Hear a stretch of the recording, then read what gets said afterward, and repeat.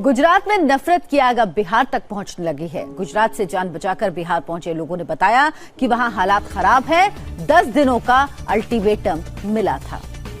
साला एक बिहारी 100 बीमारी। चल भाग। आता है ना तो लगता है बहुत कम पढ़े लिखे लोग हुए हैं वहाँ पर कि अनएम्प्लॉयमेंट, वहाँ के लोग जो वहाँ से पलायन कर रहे हैं दूसरे जगह में for employment reasons. Talk about Bihar, it's like पागलपन, लालू। बिहार सुनते ही इट्स लाइक कि कुछ नहीं हो सकता है। तेरे घर पे कितने IAS IPS ऑफिसर्स हैं और किडनैपर्स? बिहारी सो ठरकी यार। नहीं करना चाहिए। चलो ठीक है, हम तो ऐसे हैं तो निकल जाएंगे, मर जाएंगे जैसे भी होगा, हम निकल जाएंगे। बच्चों को लेकर हम निकल जाएंगे। हम बहुत परेशान हैं साहब, बहुत परेशान हैं। जी हाँ, कुछ ऐसा ही सोच है इस देश के अधिकतर लोगों का बिहार और बिहारियों के प्रति। लेकिन मज़े की बात ये है, बिहार की अगर हम हिस्ट्री की बात करें, बिहार की अगर पास्ट की बात करें, तो बिहार कहीं ना कहीं रूप से कल्चर और एजुकेशन का हब रह चुका है।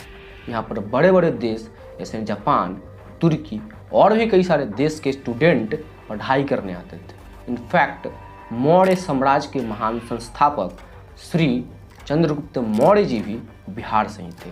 सिखों के 10वें गुरु श्री गुरु गोविंद सिंह जी भी बिहार से ही थे। जीरो देने वाले आर्यभट्ट भी बिहार से ही थे। इंडियन हिस्ट्री और इंडियन इकोनॉमी में पद देने वाले चाणक्य जी भी बिहार से ही थे। खैर, इतना सब होते हुए भी बिहार आज तक इतना पीछे क्यों है, आज हम इस पर बात करेंगे। पास्ट होता है, हिस्ट्री सिर्फ हिस्ट्री बन के रह जाता है, लेकिन हम आज बात करेंगे बिहार के प्रेजेंट की, कि बिहार और बिहारियों ने कहाँ ऐसी गलती कर दी जिसको लेकर के उनको किसी और राज्य में जा कर के वहाँ उनकी गाली सुन करके भी अपना जीविका चलाना पड़ रहा है। देखिए, अगर बिहार की प्रेजेंट की बात करें तो बिहार सबसे ज़्यादा IAS पैदा करने वाला राज्य है। भारत में अगर कोई सबसे ज़्यादा IAS और IPS पैदा करता है आफ्टर यूपी, वो है बिहार। हाल ही में 2020 में जब UPSC का रिजल्ट आया था, उसमें शुभम कुमार फर्स्ट रैंक लाने वाले बिहार के कटिहार से ही थे। लेकिन यही बिहारी किसी और राज्य में जाते हैं तो इनको कामचोर, गंदा, मजदूर और भी ऐसे सारे शब्द सुनने पड़ते हैं जो इनके लिए एक गाली समान है। पंजाब के कुछ दिन पहले इलेक्शन से पहले वहाँ के उस टाइम के मुख्यमंत्री चन्नी साहब बोले हुए थे कि बिहारी और यूपी वालों को हम अपना राज्य में आने नहीं देंगे।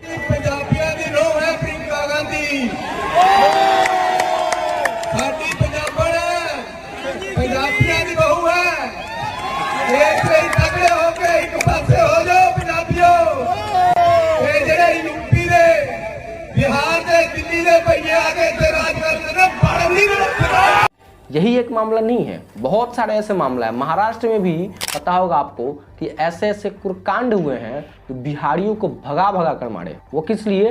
कि बिहारी वहां रह करके काम करते थे। Now, what led to this arrest? On Sunday, students mostly from UP and Bihar who had gone to Mumbai and adjoining areas to appear in a railway recruitment board test were beaten by Raj Thakrae's supporters and hounded out of the examination centres. Some were not even allowed to reach the test venue. They had gone to Mumbai to write the railway board test, but Raj Thakrae's supporters ensured they were terrorized enough to flee the city in haste, huddled in a general compartment.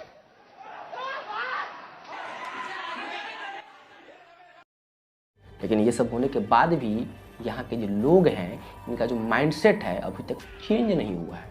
Bihar में ऐसे तो बहुत सारे मुद्दा है जिस पर बात करेंगे तो लंबा वीडियो बन जाएगा, लेकिन ये जो टॉपिक है इस पर हम बात किए हैं कि इसी से बिहार अभी भी पीछे है। देखिए, शिक्षा जो है किसी भी राज्य हो या कोई भी देश हो, उसके विकास की सीढ़ी होती है। लेकिन अगर किसी राज्य का शिक्षा ही खराब हो जाए, शिक्षा व्यवस्था ही ध्वस्त हो जाए, तो उस राज्य का विकास क्या ही होगा। देखिए, बिहार में अभी प्राइमरी स्कूल जो है 42,573 है, जिसमें लगभग प्राइमरी टीचर 1,44,000 है।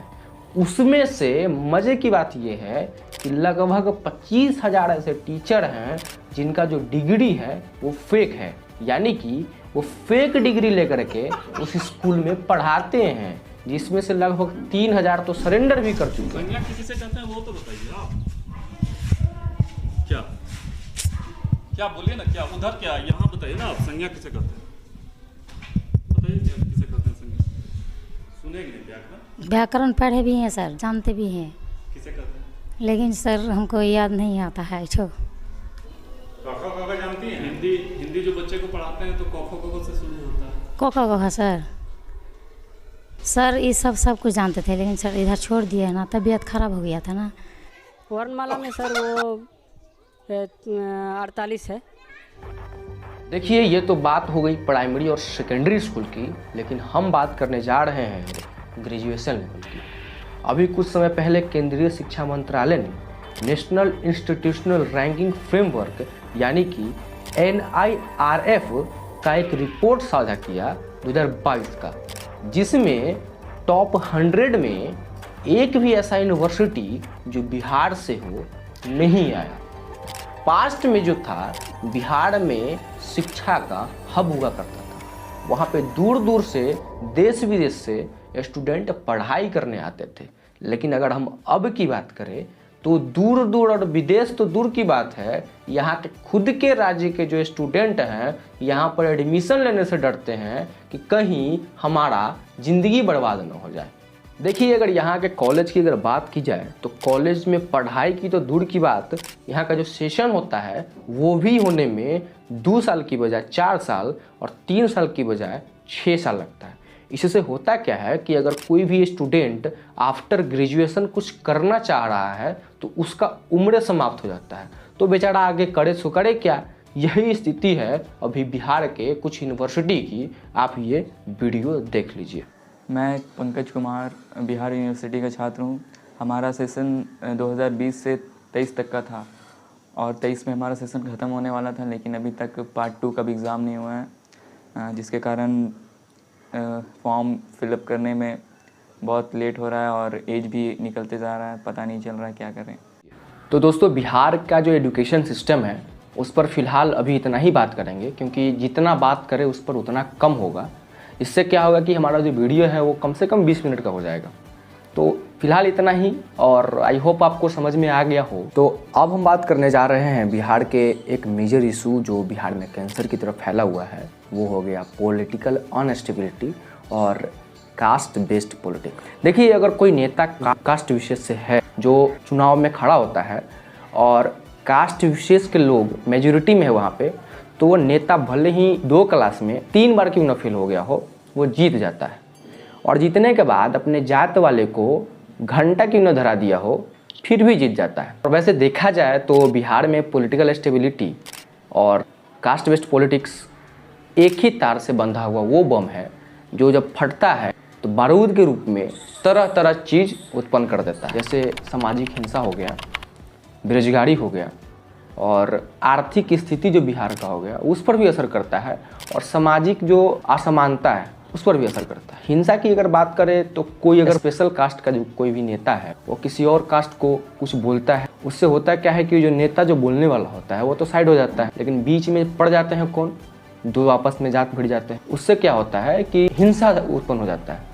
भले ही मेन स्ट्रीम मीडिया कवर न करे, लेकिन बिहार के गांव में अभी भी जातिगत हिंसा और जातिगत मतभेद भरा पड़ा है। और दूसरा, बेरोजगारी की अगर हम बात करें तो किसी भी राज्य में अगर वहाँ की सरकार ही स्थिर न हो तो वहाँ पर डेवलपमेंट तो घंटा कुछ नहीं। अगर कोई इन्वेस्टर है जो बाहर से आकर के उस राज्य में इन्वेस्ट करना चाह रहा है, वो नहीं करेगा, क्योंकि वहाँ पर सरकार वहाँ की स्टेबल नहीं है।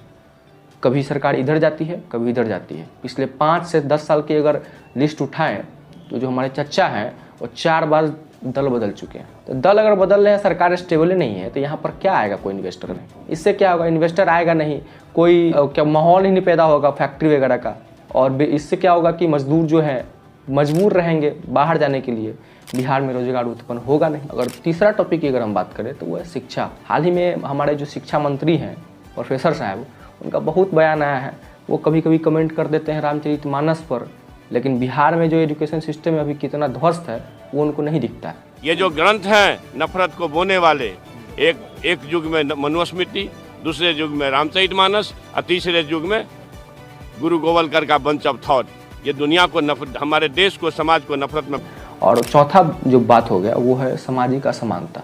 अगर नेता कोई किसी जात विशेष के लिए काम करे, जो अदर कास्ट के लोग हैं, जो माइनॉरिटी में है, उनके लिए असंतोष उत्पन्न होने लगता है, असुरक्षा उनके लिए उत्पन्न होने लगता है कि क्या हम सर्वाइव कर पाएंगे इस राज्य में।